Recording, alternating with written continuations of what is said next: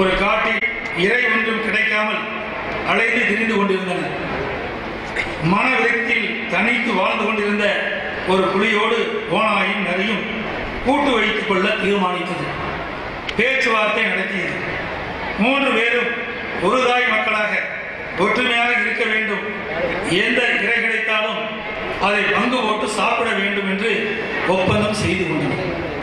நமக்கு ஒரு வலிமையான தலைவன் கிடைத்து விட்டான் என்று ஓநாயும் நரியும் ஊளையிட்டு தன் மகிழ்ச்சியை காடு முழுதும் தெரிவித்து வந்தனர். ஒரு நாள் புலிக்கு ஓநாய் நரி மீது சந்தேகம் வந்தது. ஒரு மானை வேட்டையாடினால் அதை எப்படி பங்கு போட்டுக் கொள்வது என்று கேட்டது. அதற்கு ஓநாய், புலியே, நீதான் எங்கள் தலைவன், ஆனால் மானின் தலை உங்களுக்கு. இந்த நரி வேகமாக ஓடக்கூடியது, அதனால் மானின் 4 கால்களும் இந்த நரிக்கு கொடுக்கலாம். மீதி இருப்பது உடம்புதான், அதை நான் எடுத்துக்கொள்வேன் என்றது. ஓநாயின் சூழ்ச்சியை தெரிந்து கொண்ட புலி ஓநாய் தலையில் ஓங்கி அடித்தது. ஓநாய் வழி தாங்காமல் ஊளையிட்டது. நரியே, நீ எப்படி பங்கு போடுவாய் என்று புலி நரியிடம் கேட்டது.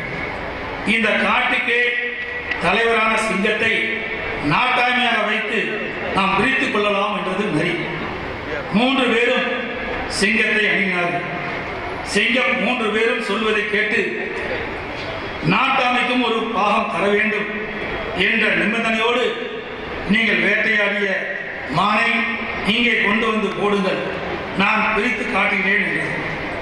மற்ற 3 பேரும் ஒன்றை பார்த்து திருவென விழித்தபடி இனிமேல்தான் வேட்டை ஆட வேண்டும் என்று கூறினர். கிடைக்காத ஒன்றுக்காக இத்தனை போராட்டமா, ஆரவாரமா?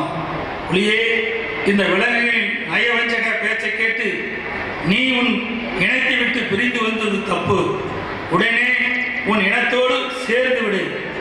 நாட்டாமையே தீர்ப்பு சொன்ன பிறகு புலி பதுகுவதும் தயங்குவதும் ஏன் என்று தெரியவில்லை. நாட்டாமையே தீர்ப்பு சொன்ன பிறகு புலி பதுகுவதும் தயங்குவதும் ஏன் என்று தெரியவில்லை.